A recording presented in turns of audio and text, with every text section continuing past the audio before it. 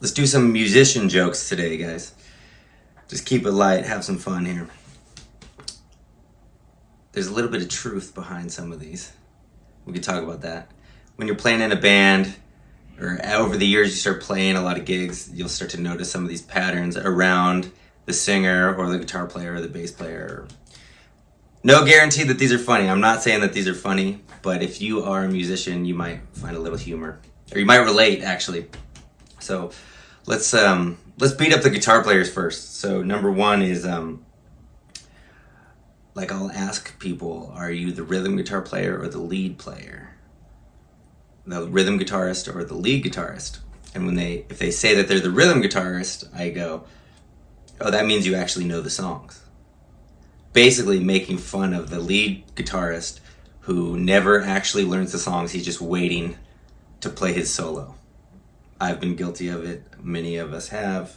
Just use your ears. Oh, wait, I think the solo's coming. Oh, just keep an eye. Oh, it's solo time. Meanwhile, the rhythm guitar player knows how many bars of every chord, and he knows when the bridge is and all this stuff. And the lead guitar player is being that guitar hero where he's just shredding on top of everything. To the point where it gets bad sometimes, where I've had to tell some cats, like, hey, stop playing. I'm singing a fucking song right now. Like, stop playing. But, yeah, harmonica players do that too sometimes. Sax players.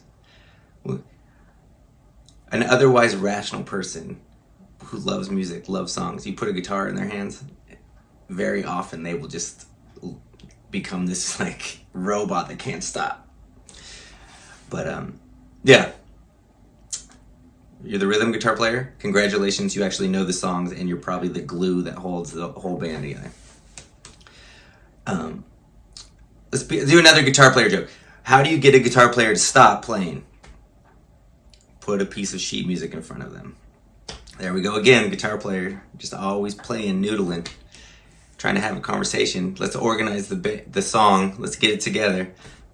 Guitar player, shut up, man. Put a piece of sheet music in front of them. Because a lot of guitar players can't read.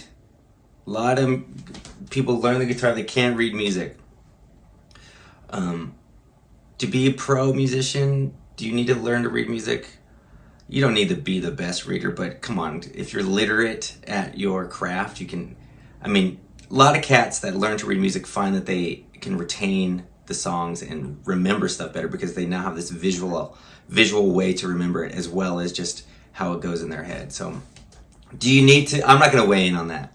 I think that if you are serious about being a musician, and you, especially if you want to be a professional musician, learn to read music. You'll learn other instruments a lot faster. You'll have a whole new way to relate to the sounds that you're playing. Easier to learn theory if you have this visualization. Personal opinion, learn to read music. At least get literate. There's so many benefits. We're not going into that right now. Don't be the guitar player who's just playing all the time. But when you do play, I guess, be that guy that just, like, really plays it. Something so inspired and beautiful. Okay, moving on. Ramble. Here we go. How long does it take a bass player to screw in a light bulb? It doesn't matter. We'll just have the guitar player do it once he leaves. What? Yeah, that happens all the time.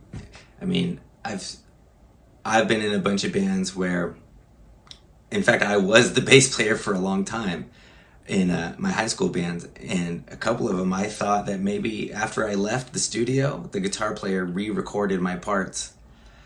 A lot of guitar players think that they can be the bass player, they could do it better than the bass player, and you've just seen it a lot where the guitar player will play the bass on the record, which is not really fair to a true bass player who just loves to play bass and is just obsessed with music. That's the thing, is like a lot of different reasons why people would become a bass player. And the guys that become a bass player because they just love music so much, and they get how the electric bass especially is going to like create the actual sound of the band.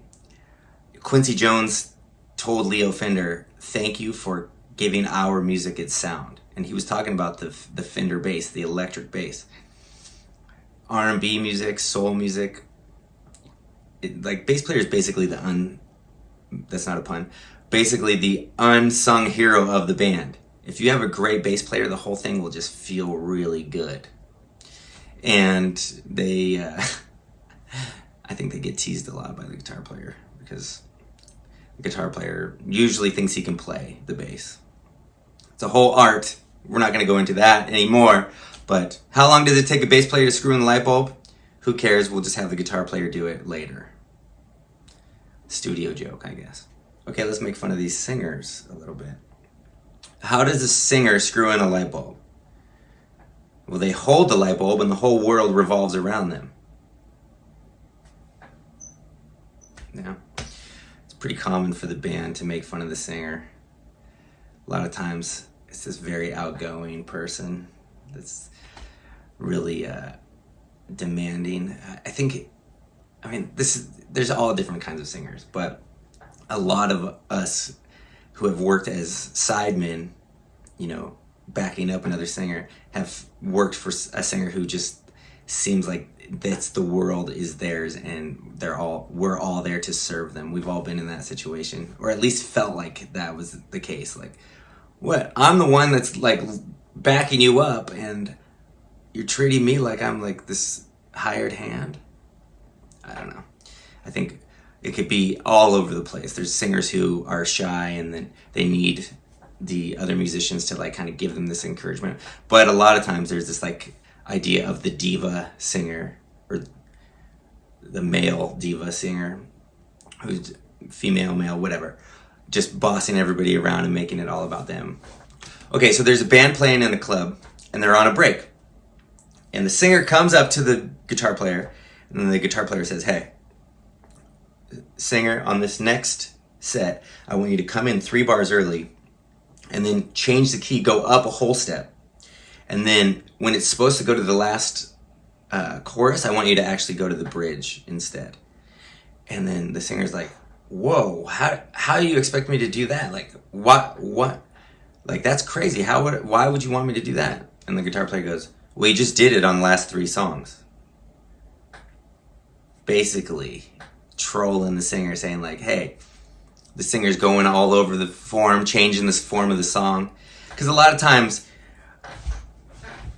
when the singer makes a mistake, the whole band will correct and go to the part of the song that the singer's singing. And I actually think that's right.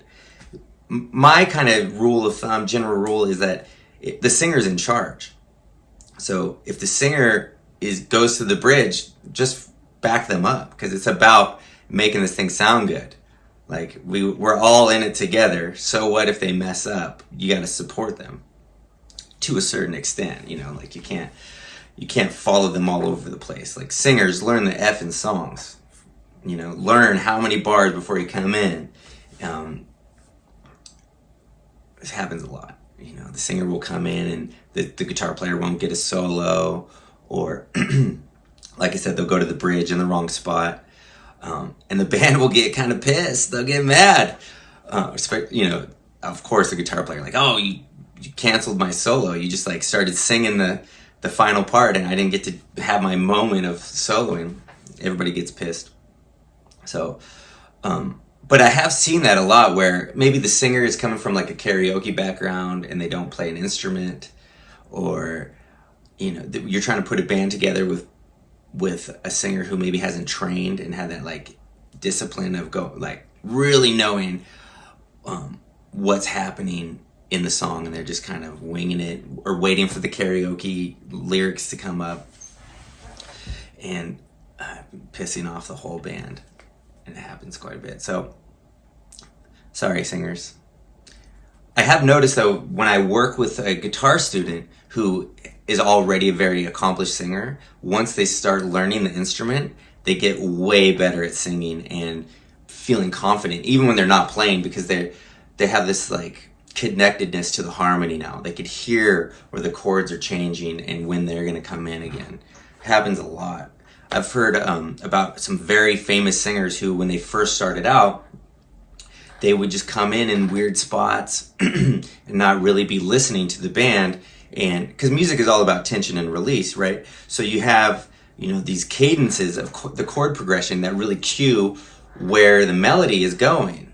And if the singer is not listening to that, they're just coming in wherever the hell they want, it really messes up the whole thing. And going back to that whole concept of the singer's in charge, that's why when I'm singing and I'm the lead singer, I count off the song. I count it off aggressively, like Mick Jagger style. You know where the rhythm is, and you know where the whole thing's coming in, because if you're singing, you really should be leading this thing, because you're the one singing the melody and the lyrics. So a lot of singers don't take that on, and they're kind of used to other people cueing them and stuff like that. And that goes into this whole realm of like confidence when you're up there, and how to really deliver a song when you're singing. That's a whole nother thing. People talk about like pitch, oh, this person's out of tune, all that. There's this whole nother level of like really delivering the song. This is what the lyrics mean. And I'm kind of digressing here, but that could be a whole nother video of like how to actually sing a song. It's not about, yes, you got to have pitch, and you got to be able to sing in tune and not mumble the words. That's a whole thing too. But this also, like the feeling of delivering what this song means, that's a whole nother world. But a lot of singers don't take that on, and then the band gets pissed, and the guitar player starts trolling them with these jokes like, I want you to come in 3 bars early and change keys, making fun of them, because a lot of singers, they just kind of wing it. Okay, here's the last joke, and this one is probably the most true of the most musicians. And this joke is probably not funny because it is so true, is how do you get a musician to complain about a gig? How do you get a musician to complain about a gig? Give him a gig. A lot of times we're like, oh, I want to get that gig. We're so excited. We get the gig, and we're just pointing out everything that's wrong with it. Oh, the sound man this, and the pay is this. The same gig that you were so excited to get for $50 a year ago, now that you're making $200 on this other gig, you're complaining about the $50 gig. And the thing is, any performance is, it's about your context. I view any performance as incredibly important, and it doesn't matter about the money. It matters about really creating something. And if you have an audience, you have a chance to really serve them and lift them up. And there's a connectedness between the musicians and the audience. If you're really present and you're creating something in the moment, there's a magical moment that could happen right there. And a lot of times the complaints, even if the complaint's just inside of our head, the complaint about ourselves, complain about the gear, complain about the food, complain about the singer not knowing the songs, any of that stuff can get in your head and get in the way of really creating something for the people who are there. Because it's not about you. It's about creating something beautiful and having a moment, because we're only here for a moment. And if you're complaining in your head, you're not here. You're not out there with the audience. You're not with the music. You're not with the band. You're over there in your own little shell. And then you probably feel like shit after the gig, because you didn't actually have this moment because music lifts us all up. That's why we play, right? All of us are drawn to it for a certain reason. Maybe some people, they want to be a musician because they'll get attention. They want to be the singer or the lead guitar player because they get attention. But even then, to really get good, there's got to be this piece of you that really loves the music.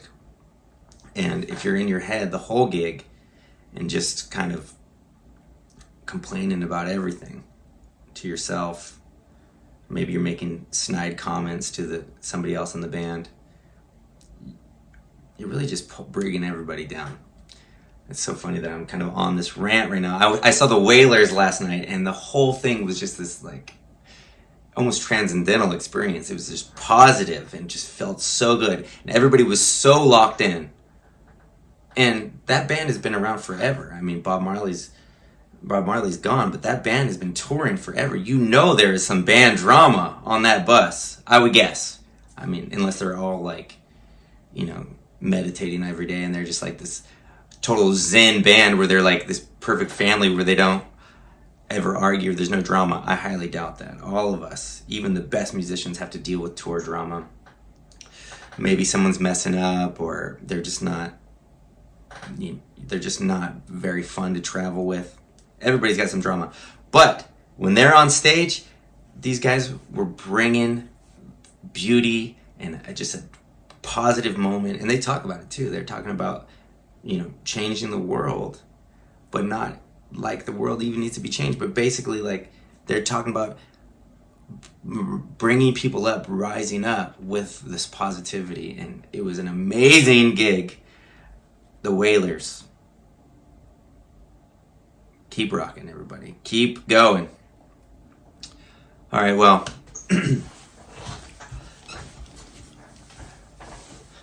I hope you guys enjoyed this video. I hope you found the jokes at least a little bit funny.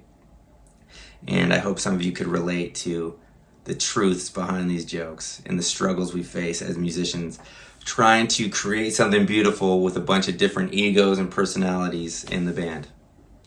All right, thanks for watching.